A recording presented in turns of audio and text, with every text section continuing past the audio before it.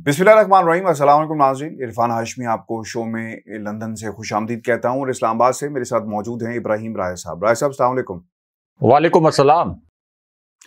राय साहब, आज की अहम खबरें, जीएचयू से जुड़ी हुई एक अहम शख्सियत, आईएसआई के ऑफिसर को एक कमेटी का हिस्सा बनाया गया है। इसकी तफसीलात प्रोग्राम में हम शामिल करेंगे और फिर इमरान खान का जो जलसा इस्लामाबाद में होना था, इसे लाहौर शिफ्ट क्यों किया गया, ये भी अंदरूनी कहानी अपने सुनने वालों के सामने रखेंगे। और फिर एक आला सतही कमेटी तश्कील दी गई है, हेलीकॉप्टर हादसा, और इसकी भी खबर प्रोग्राम में हम शामिल करेंगे। लेकिन सबसे पहले ये जो जीएचयू की शख्सियत हैं राया साहब, जिनका ताल्लुक आईएसआई के एक ऑफिसर जिनका ताल्लुक आईएसआई के साथ है, ये खबर हम सबसे पहले डिस्कस करेंगे। और आपको याद है कि हेलीकॉप्टर हादसा जब हुआ, मनफी सोशल मीडिया मुहिम एक शुरू होती है और फिर कुछ एक इंक्वायरी को इनिशिएट किया गया और इसमें आईएसआई और आईबी के जो अफसरान थे वो शामिल किए गए। अभी कुछ तफसीलात हैं, मैं वो पहले रख देता हूँ, फिर इसके ऊपर तफसील से बात भी कर लेते हैं। मुश्तरका इंक्वायरी टीम की सरबराही additional DG FIA Mohammad Zafir करेंगे।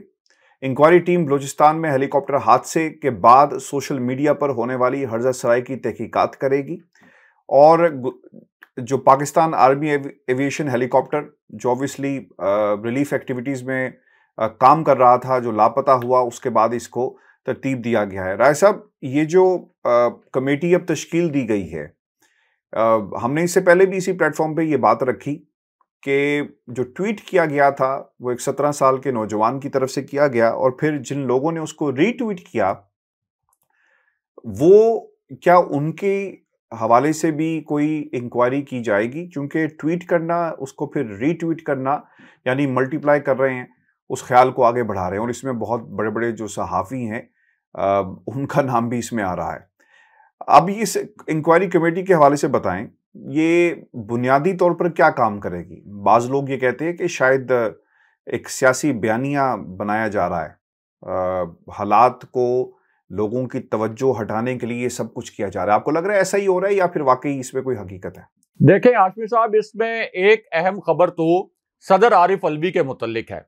यानी एक प्रोपेगेंडा पहले यह किया गया था कि जो एक नामुनासिब कैंपेन चली, असल में तो कोई कैंपेन नहीं चली थी, कोई मुनज़्ज़म मुहिम नहीं चली थी, लेकिन बहरहाल एक प्रोपेगेंडा ये किया गया कि शोहदा के हवाले से जो चंद नामुनासिब ट्वीट्स हुए, उसके बाद शोहदा के जो वर्सा हैं उनमें बड़ा गमो गुस्सा था और इस गमो गुस्से की वजह से सदर आरिफ अलवी को शोहदा के जनाजे में शिरकत से रोका गया। अब एक तरफ ये प्रोपेगेंडा किया गया था, उसके बाद हमने देखा कि मेजर तलहा शहीद के जो वालिद हैं उनका एक वीडियो स्टेटमेंट भी आ गया और आज के दिन में हाशमी साहब एक नई खबर भी आई है। यानी पहले तो मेजर तलहा शहीद ने, उनके जो वालिद ग्रामी हैं, उन्होंने इस पूरे प्रोपेगेंडे को मुस्तरद कर दिया था, लेकिन अब पता यह चला है कि सदर आरिफ अलवी को असल में प्राइम मिनिस्टर हाउस से रोका गया था। प्राइम मिनिस्टर हाउस से रोका गया था सदर आरिफ अलवी को और इनिशियली जब सबसे पहले वो जाना चाहते थे, क्योंकि अगर आप ट्रैक रिकॉर्ड देखें सदर आरिफ अलवी का, तो शोहदा के जनाजों में वो हमेशा शिरकत करते रहे हैं, शोहदा की फैमिलीज के साथ इज़हार ताज़ियत के लिए जाते रहे हैं, इसी तरह जो शोहदा के लवाकिन हैं उनको टेलीफोन कॉल्स करते रहे हैं। लेकिन इस मर्तबा प्राइम मिनिस्टर हाउस से उनको ये पैगाम भिजवाया गया कि शहबाज शरीफ जब जाएंगे तो उसके बाद आपने जाना है। और मीनवाइल फिर ये जो एक नाम नेहाद, एक आप कह लें कि बयानिया बनाया गया कि एक नामुनासिब किस्म की मुहिम चलाई गई थी शोहदा के हवाले से और कोई जज्बात को मजरू किया गया, तो बाद में ये बयानिया जो है ये तराश लिया गया। अब हाशमी साहब, जो आईएसआई के ऑफिसर की आपने बात की, तो आईएसआई के ऑफिसर भी एफआईए के साथ मिलकर इस पूरे मामले को इन्वेस्टिगेट करेंगे। अब एफआईए तो काम करती है, जाहिर है कि राना सनाउल्लाह के नीचे, और राना सनाउल्लाह 22 कत्ल करने का उनके ऊपर इल्जाम है। फौज के झैली इदारे एएनएफ ने हमें बताया था कि राना सनाउल्लाह के ऊपर मंशियात का केस साबित हो गया था। शहरयार आफरीदी कहते हैं कि राना सनाउल्लाह के ऊपर एएनएफ ने जो केस बनाया था, आज भी एएनएफ उस केस पर कायम है। लेकिन हाशमी साहब, आईएसआई तो राना सनाउल्लाह के नीचे काम नहीं करती।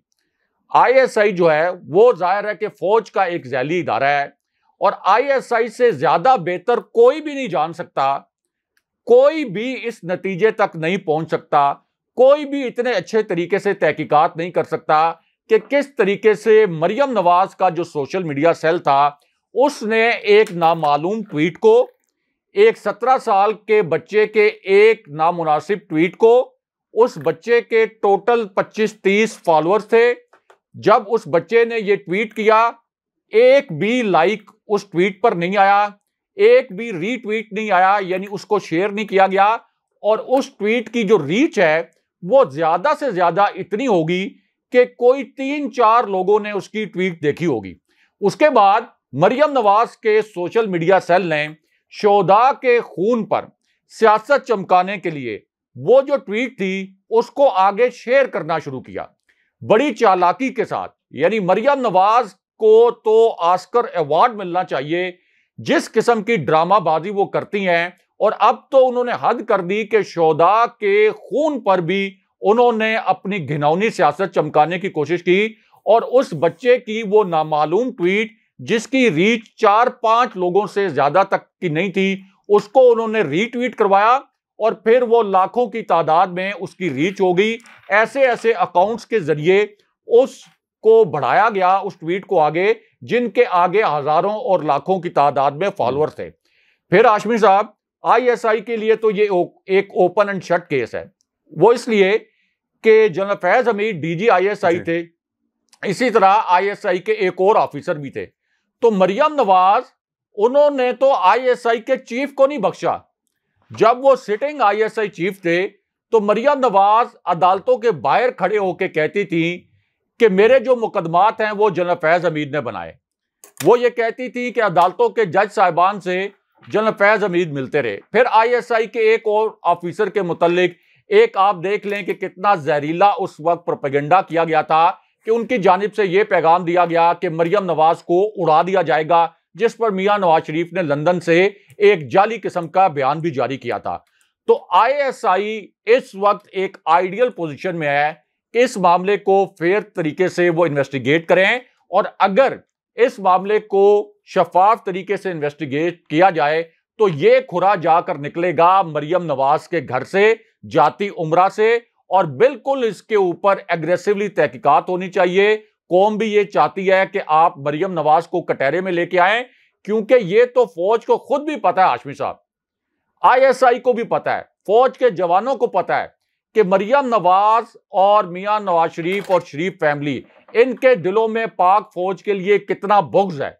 इन्होंने जिस किस्म की कैंपेन फौज के खिलाफ चलाई, इसकी पाकिस्तान की तारीख में मिसाल नहीं मिलती हाशमी साहब, जिस तरह की इन्होंने कैंपेन चलाई। और आपको याद है कि अभी मरियम नवाज का एक ट्वीट जो है वो वायरल है।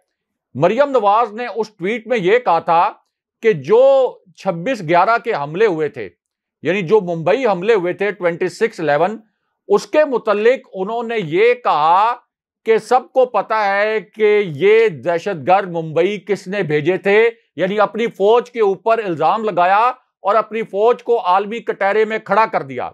उसके बाद जो एपीएस का सानिया हुआ, उसके मुतल्लिक मरियम नवाज ने इस किस्म की फिंगर पॉइंटिंग की कि इसके पीछे पाक फौज थी। यह ट्वीट उनका इस वक्त वायरल है। तो अब इससे क्या साबित होता है कि पाक फौज के खिलाफ सबसे ज्यादा जहरीले किस्म के ट्वीट्स, पाक फौज के खिलाफ सबसे ज्यादा जहरीली किस्म की कैंपेन कौन करता रहा। परवेज रशीद का एक वीडियो स्टेटमेंट अभी आज के दिन में वायरल है हाशमी साहब, जिसमें वो कहते हैं मुल्क को उजाड़ें ये जर्नैल, मुल्क को तबाह करें ये जर्नैल, और उसके बाद नवाज शरीफ आकर मुल्क को ठीक करे। तो अब इससे क्या साबित होता है कि फौज की तौहीन कौन कर रहा है। ख्वाजा आसिफ का स्टेटमेंट, जावेद लतीफ का स्टेटमेंट, ये सारे स्टेटमेंट वीडियो एविडेंस की सूरत में आईएसआई के पास मौजूद हैं। 3-4 दिन के अंदर ये इन्वेस्टिगेशन मुकम्मल होनी चाहिए, और कौम भी देखना चाहती है कि चूंकि अब आईएसआई के ऑफिसर भी इस कमेटी के अंदर शामिल हैं, तो किस तरीके से शफाफ तरीके से ये जो तहकीकात हैं आगे बढ़ती हैं, और जो हकीकी किरदार हैं, यानी इस प्रोपेगेंडे में ना आए, जो हकीकी किरदार हैं जो कि जमीनी हकायक से साबित होता है कि किन लोगों ने इस ट्वीट को आगे बढ़ाया, असल में उनके खिलाफ ये कार्रवाई होनी चाहिए हाशमी साहब। और अब देखना यह है कि क्या रियासती इदारे इस सिसिलियन माफिया के दबाव में आकर इस कार्रवाई को मेरिट पर आगे नहीं बढ़ाते, या फिर आईएसआई मेरिट के ऊपर और आईएसआई के जो ऑफिसर है वो मेरिट पर इस तहकीकाती कमेटी में अपनी इन्वेस्टिगेशन के मुतालिक जो है वो इनपुट देते हैं। सब लेकिन इन्वेस्टिगेशन मसला तो यहाँ पर ये है कि ये लोग जिस हस्ती का आप जिक्र कर रहे हैं वो नवाज शरीफ की बेटी है, व्हीलर डीलर।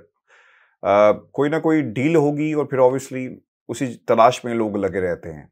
अभी भी यही कुछ होगा। वो 17 साल का नौजवान जिसने ये ट्वीट की, उसके पीछे शायद कोई खड़ा नहीं था जिसे इस वक्त कुर्बानी का बकरा बना दिया गया और कहा गया कि जनाब देखें, वो सहाफ़ी जिन्होंने ये ट्वीट्स की हैं फिर रीट्वीट्स की, उनसे कोई नहीं पूछेगा। तो सर ये सिर्फ एक बयानी की जंग है और मुझे नज़र नहीं आता राया साहब, with due respect to everyone, कि ये कमेटी किसी नतीजे पर पहुंचेगी, कुछ कर पाएगी।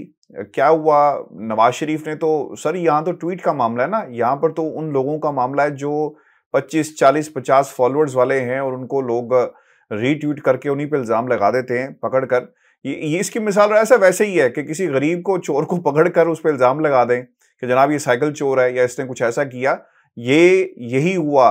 नवाज शरीफ ने तो राय साहब ऑन कैमरास पूरी दुनिया ने देखा, जनरल बाजवा का नाम लेकर बातें कही, इल्ज़ाम लगाए, उनको कोई नहीं पूछेगा। ये सिर्फ 17 साल के नौजवान को ही पकड़ सकते हैं। और इस कमेटी से भी आप कह रहे हैं कुछ निकलेगा, कौम इंतजार कर रही है, आप देख लीजिएगा। बेशक यहाँ पे आईएसआई के ऑफिसर्स, पूरी आप आईएसआई के ऑफिसर्स को कमेटी तश्कील दे दें, कुछ नहीं होना रहा साहब। सिर्फ ये एक साबित करना चाहते हैं कि एक जमात बाज़ाब्ता तौर पर कुछ कर रही थी कुछ लोगों की मदद से, और ये जो कीबोर्ड वॉरियर्स है ना, उनको इस्तेमाल किया जा रहा है। ये सिर्फ एक बयानी की जंग लड़ी जा रही है।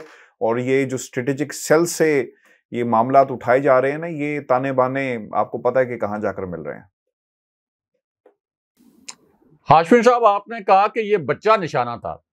असल में ये बच्चा नहीं, इमरान खान सर, ये तो मैं कह रहा हूं कि 17 साल का बच्चा क्या करेगा, कुछ भी नहीं कर सकता।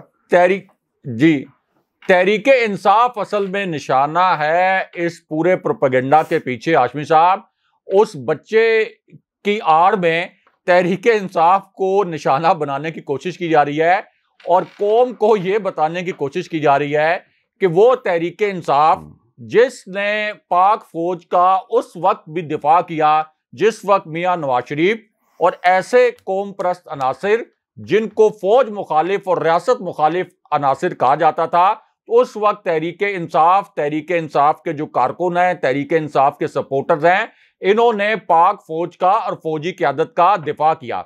लेकिन अब इनका ख्याल यह है कि अगर हम ये बयानिया बनाएंगे कि फौज के खिलाफ कैंपेन चलाई पीटीआई ने, और ये बयानिया बनाएंगे कि शोहदा के हवाले से तज़ीक आमेज बयानिया बनाया पीटीआई ने, तो शायद लोग जो हैं इसको सच मान लेंगे।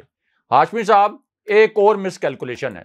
लोगों के पास शऊर है, लोगों के पास टेक्नोलॉजी के वसाइल उनके पास मौजूद हैं, लोगों के पास 4G 5G टेक्नोलॉजी मौजूद है। लोग ट्विटर पर जाकर देख सकते हैं और लोग इस आसान सी बात को समझ सकते हैं कि एक बच्चा जिसके बिल्कुल थोड़े से फॉलोअर्स हैं, उसकी एक नामुनासिब ट्वीट को अगर आगे बढ़ाया गया है मरियम नवाज के सोशल मीडिया सेल के जरिए, जो कि ऐसे अकाउंट्स हैं जो मरियम नवाज को फॉलो करते हैं और मरियम नवाज उनको फॉलो करती हैं, उनके स्क्रीनशॉट सामने आ गए हैं, उनके जरिए उस ट्वीट को आगे बढ़ाया गया। तो असल में शोहदा के जो लवाकिन हैं उनके जज्बात की तौहीन किसने की? यानी ये कोई रॉकेट साइंस नहीं है नतीजे पर पहुंचना। अगर तहकीकाती इदारे अगर वाकई ये चाहते हैं और वाकई वो समझते हैं कि शोहदा के लवाकिन की कोई तस्दीक की गई थी, तो इसकी जिम्मेदार सिर्फ और सिर्फ मरियम नवाज हैं, इसका कोई और जिम्मेदार नहीं है। और अगर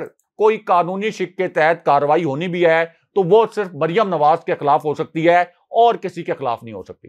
राय साहब, पाकिस्तान तहरीक इंसाफ ने 13 अगस्त को जलसे का मकाम जो है वो तब्दील कर दिया है और 13 और 14 की दरमियानी रात हॉकी स्टेडियम में यानी लाहौर में ये 75वां योम आज़ादी भी मनाया जाएगा और इस पर इमरान खान खिताब भी करेंगे।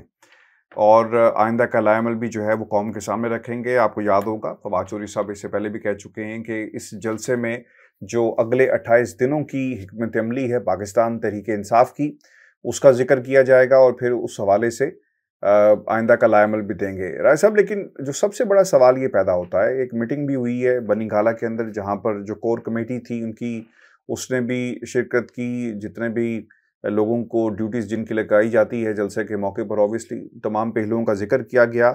और ये इसलिए भी ज़रूरी था जलसे का होना।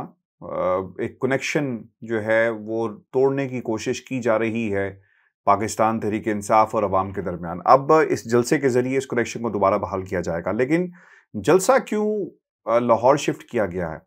पिंडी की एक कोई जगह जिसका जिक्र किया जा रहा था कि शायद वहाँ पर इसको ले जाएंगे, या फिर इस्लामाबाद में इजाज़त नहीं मिली कंटेनर्स लगाकर, और फिर राना सनाउल्लाह के जो बयानात आ रहे थे उसने भी थोड़ा सा हालात जो हैं वो ख़राब किए। और उन्होंने कहा कि आएँ, 2 मकामात हैं वहाँ पर बैठें, दस्तखत करें, हम जलसे की इजाज़त दे देंगे। राय साहब क्या कहेंगे? अब क्यों ये रीज़न क्या बनी है लाहौर जाकर जलसा करना?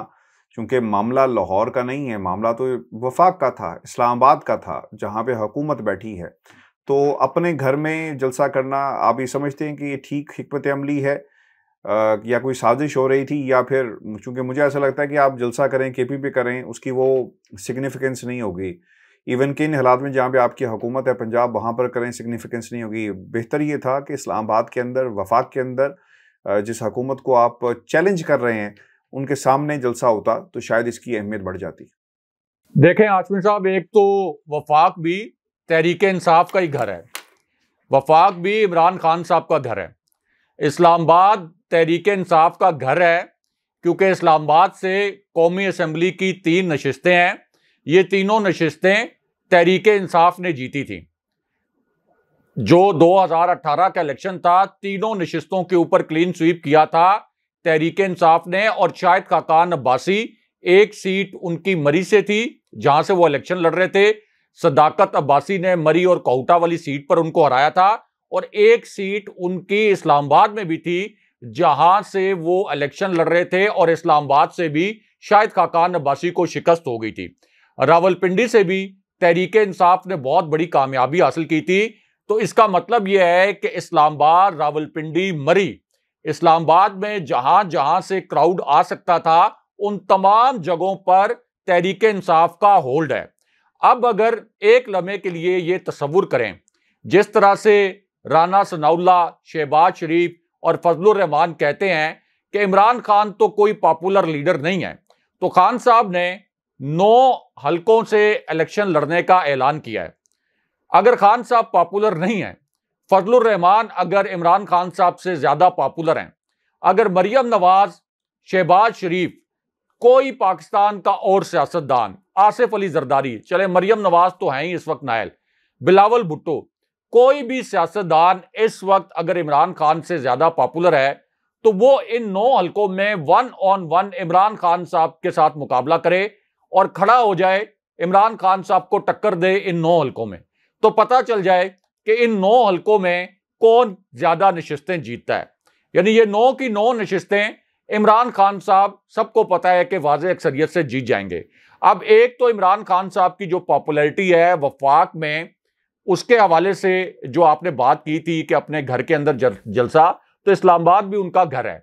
अब हाशमी साहब, इसको लाहौर में शिफ्ट करने की एक बड़ी वजह यह भी है कि एक तो जो आपका परेड ग्राउंड है, यहां पर जलसे की इजाजत नहीं दी गई, क्योंकि ये जो इस्लामाबाद के वज़ीर दाखिला हैं, जिनके पास इस वक्त एक SHO के अख्तियारात हैं, यानी राना सनाउल्लाह, इन्होंने कहा कि आप जाके F10 में, F9 में, वहां पे एक पार्क में जलसा कर लें या रावलपिंडी के किसी मकाम पर जलसा कर लें। और यहां पर इनका मंसूबा यह था कि जिस तरह से पहले ये शोदा वाले मामले पे एक प्रोपेगेंडा किया है, यहां पर एक तशद्दुद की सूरत हाल पैदा की जाए। दूसरा, तहरीक लब्बैक को यहां पर धकेला गया और तहरीक लब्बैक के मुतल्लिक भी यह कहा गया कि वो भी उसी दिन आकर धरना देगी। अब हाशमी साहब, तहरीक लब्बैक भी चूंकि एक तासुर है कि एक मजहबी जमात है, उनका जो वोटर है वो मजहबी रुझान का हामिल है, तो यहां पर पीटीआई को आप ये कह लें कि मजहब कार्ड के जरिए उसकी सियासी साख को नुकसान पहुंचाने की एक और घिनौनी साजिश की गई थी। यानी उसी दिन तहरीक लब्बैक का जो जलसा है वो उसी दिन इस्लामाबाद में धकेल दिया गया था कि वो भी उसी दिन आके जलसा करेंगे। तो अब इस पूरी सिचुएशन में लाहौर में ये जो हॉकी ग्राउंड में जलसा होगा हाशमी साहब, क्योंकि इमरान खान साहब ने ये नहीं कहा था कि मैं 13 अगस्त को जो जलसा करूंगा परेड ग्राउंड में, और लोग ये समझते हैं बहुत से लोग कि ये कोई पुराना परेड ग्राउंड है जो कि डी चौक में है। डी चौक में यानी रेड जोन के बिल्कुल सामने प्राइम मिनिस्टर हाउस के, प्राइम मिनिस्टर ऑफिस के सामने जो परेड ग्राउंड था, अब वहां पर परेड नहीं होती। ये जो परेड ग्राउंड है नया जहां पर जलसे होते हैं, ये शक्करपड़िया के साथ है और इस्लामाबाद हाई कोर्ट ने इस जगह को एहतजाज के लिए मुख्तस किया था। अब यहां पर परेड होती है, इस वजह से इसे परेड ग्राउंड कहा जाता है। तो खान साहब ने यह ऐलान नहीं किया था कि हम परेड ग्राउंड में जलसा करेंगे और उसके बाद यहीं से कोई रेड जोन में चले जाएंगे और वहां जाकर 13 अगस्त की रात कोई धरना दे देंगे।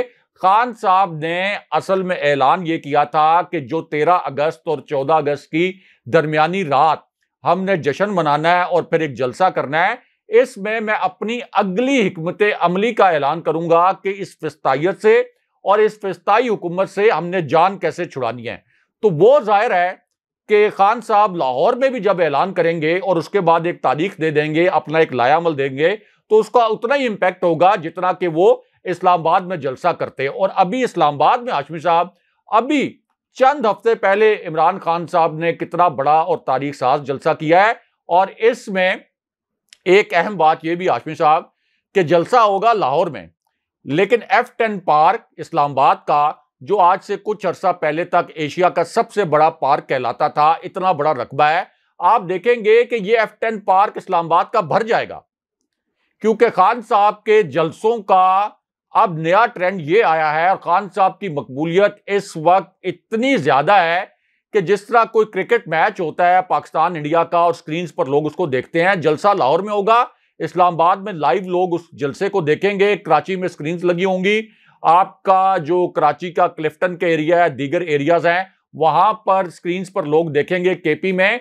तो इसका इंपैक्ट पूरे मुल्क में आएगा और असल इंपैक्ट तो असल में उस लाया अमल का है, उस हिकमत अमली का है, जिसके मुतल्लिक अब फवाद चौधरी ने यह कहा कि हम सिर्फ मुहर्रम की वजह से और ज़िमनी इलेक्शन की वजह से रुके हुए थे और अब हम उस लाया अमल का ऐलान करेंगे।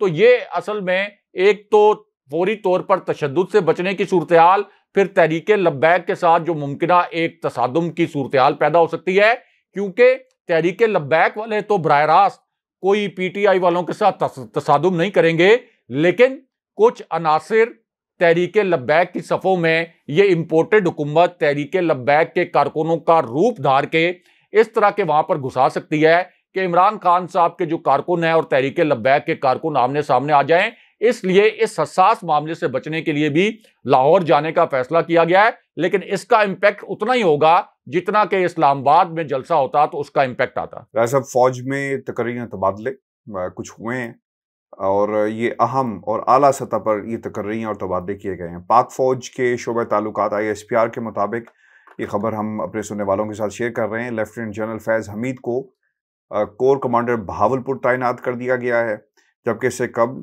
वो कोर कमांडर पेशावर थे और बहुत इम्पोर्टेंट कोर थी इन हालात में जब इनखला हुआ अमेरिका का अफगानिस्तान से, और ऑब्वियसली वहाँ पर जो इस वक्त की सूरत हाल है। ISPR ने यह भी बताया है कि lieutenant general Sardar Hassan Azhar Hayat corps commander Peshawar तैनात किया गया है। इसके अलावा lieutenant general Khalid Zia military secretary Pakistan army होंगे। ISPR ने यह भी बताया अपनी प्रेस रिलीज में कि लेफ्टिनेंट जनरल सरदार हसन अजहर हयात मगरबी सरहद का वसी तजर्बा रखते हैं और वो GOC मेरान शाह भी तैनात रहे, और लेफ्टिनेंट जनरल सरदार हसन अजहर तैनात अजहर हयात जनूबी वज़ीरिस्तान में बतौर ब्रिगेडियर ब्रिगेड की कमांड कर चुके हैं और उन्होंने ISI में तैनाती के दौरान अफ़गान अमन अमल में कलीदी किरदार अदा किया है, जबकि इससे पहले चीन में बतौर दिफाई अताशी भी फ़राइज़ सर अंजाम जो है वो दे चुके हैं। राय साहब, कितनी इम्पोर्टेंस है इन तैनातों की, और ख़ुसूसन उस वक्त जब मुल्क के हालात भी बड़े इम्पॉर्टेंट हैं, हमारी मगरबी सरहदों पर ऑब्वियसली अफगानिस्तान बहुत ही इम्पॉर्टेंट है। रिसेंटली एक ड्रोन हमला भी हुआ। किस तरह देखते हैं इन तकर्रियों को और इन जो हाई आला सतह पर जो तबादले किए गए हैं?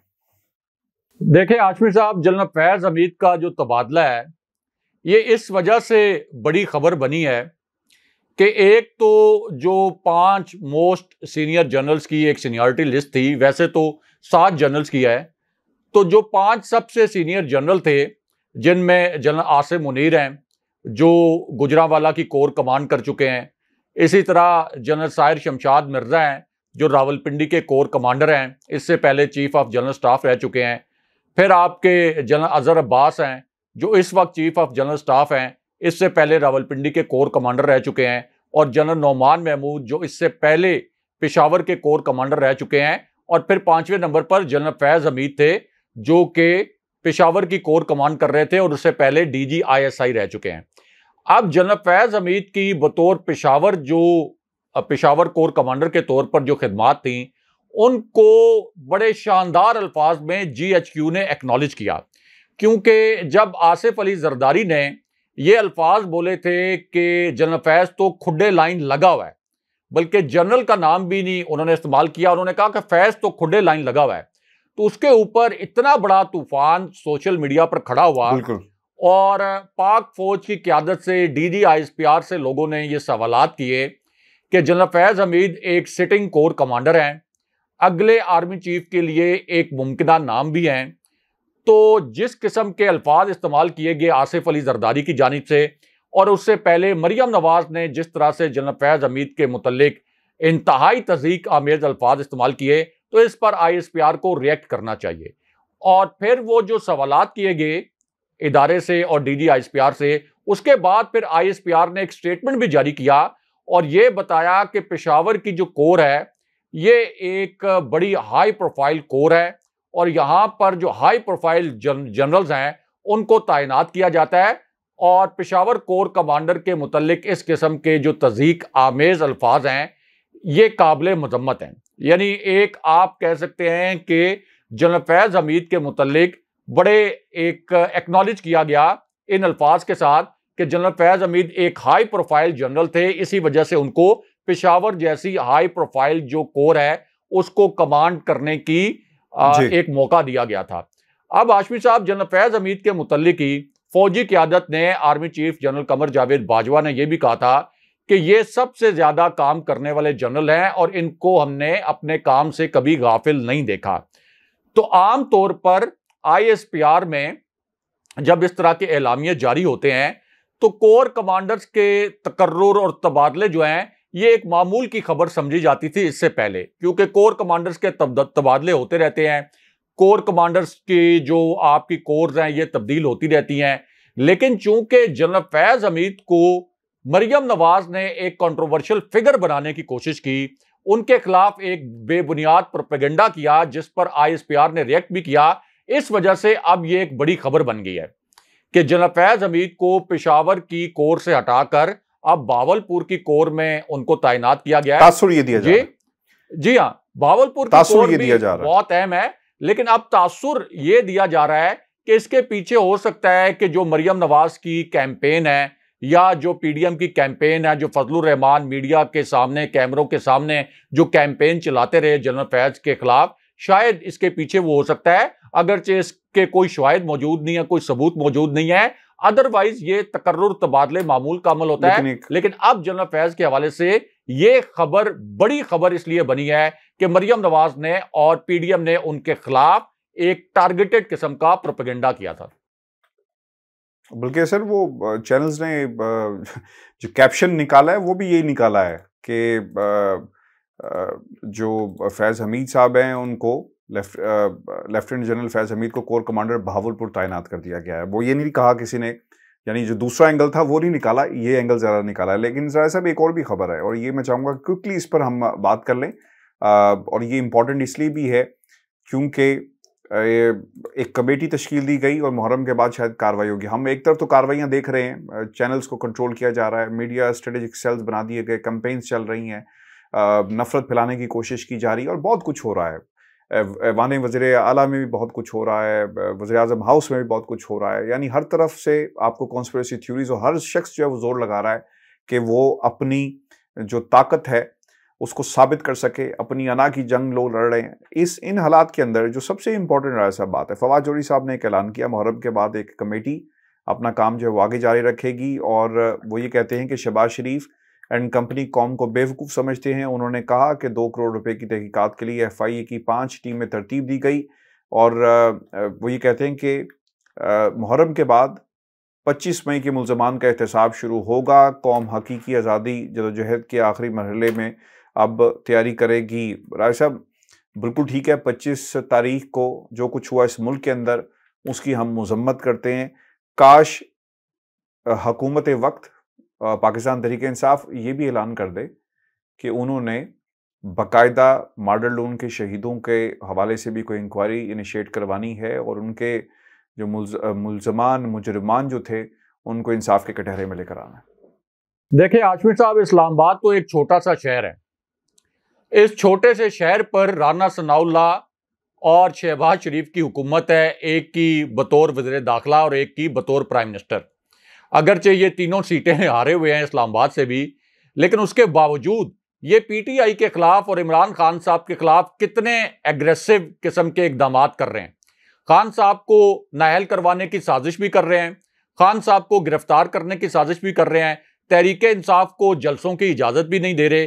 तो इस पूरी सूरत हाल में दूसरी जानिब जो पाकिस्तान का सबसे बड़ा सूबा है पंजाब, वहां पर तहरीक इंसाफ की हुकूमत है, KP में भी तहरीक इंसाफ की हुकूमत है।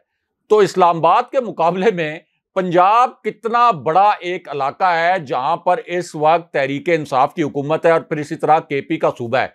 तो क्या तहरीक इंसाफ को भी अपनी ताकत के मुताबिक, अपने अख्तियारात के मुताबिक, अपने जो कानूनी और आईनी अख्तियारात हैं उनके मुताबिक राना सनाउल्लाह और इस इंपोर्टेड हुकूमत के जो जारयाना इकदाम हैं उनका एग्रेसिवली जवाब देना चाहिए या नहीं देना चाहिए, या उनको खामोश होकर बैठ जाना चाहिए? अगर बदनीयती की बुनियाद पर इमरान खान साहब के खिलाफ बगैर किसी सबूत, बगैर किसी शवाहिद के वफाक में ये इतनी बड़ी कार्रवाई कर सकते हैं, तो पंजाब में तो एविडेंसेस मौजूद हैं कि 25 मई को राना सनाउल्लाह ने, पंजाब हुकूमत ने, वफाकी हुकूमत ने किस किस्म की कत्लो गारत गरी की थी, उसके वीडियो एविडेंस मौजूद हैं। सुप्रीम कोर्ट में जो केस चला था उसमें सुप्रीम कोर्ट के जज साहिबान के भी इसी किस्म के रिमार्क्स मौजूद हैं। तो जब इनकी पंजाब में हुकूमत भी है तो बिल्कुल ये जो कमेटी बनाई गई है तहकीकात के लिए, इसको अपनी तहकीकात बहुत एग्रेसिवली करनी चाहिए, और जो भी यहां पर तहकीकात में पेश नहीं होता, जैसे कर्नल हाशिम जो सूबाई वज़ीर दाखिला हैं, उनका एक ट्वीट भी आया है कि जो इस तहकीकाती कमेटी के सामने पेश नहीं होगा, चाहे वो अताउल्लाह तारड़ हो, चाहे वो राना सनाउल्लाह हो, उनको हम गिरफ्तार करेंगे। और हाशमी साहब, ये एग्रेसिव जो रद्द अमल है, ये एग्रेसिव रिएक्शन तहरीक इंसाफ को देना पड़ेगा, क्योंकि अगर तहरीक इंसाफ ने ये एग्रेसिव रिएक्शन ना दिया तो फिर ये समझेंगे कि हम तहरीक इंसाफ के खिलाफ जो भी कार्रवाई करते रहें, तहरीक इंसाफ खामोशी से उसको बर्दाश्त करती रहेगी। इसलिए इसका बेहतरीन हल यही है कि आपके ऊपर जो ऑफेंसिव लॉन्च किया गया है, आप उसके ऊपर उससे भी ज्यादा शिद्दत के साथ ऑफेंसिव लॉन्च कर दें। फिर देखेंगे कि ये राना सनाउल्लाह, शहबाज शरीफ, हमजा शहबाज और मरियम नवाज एंड कंपनी जो है ये किस तरह से पीछे हटते हैं। बहुत शुक्रिया ऐसा वीर जी, आज के शो था, अपने कमेंट जरूर भेजिएगा, चैनल को सब्सक्राइब करना मत भूलें। इजाजत दीजिए, अल्लाह ने के बाद।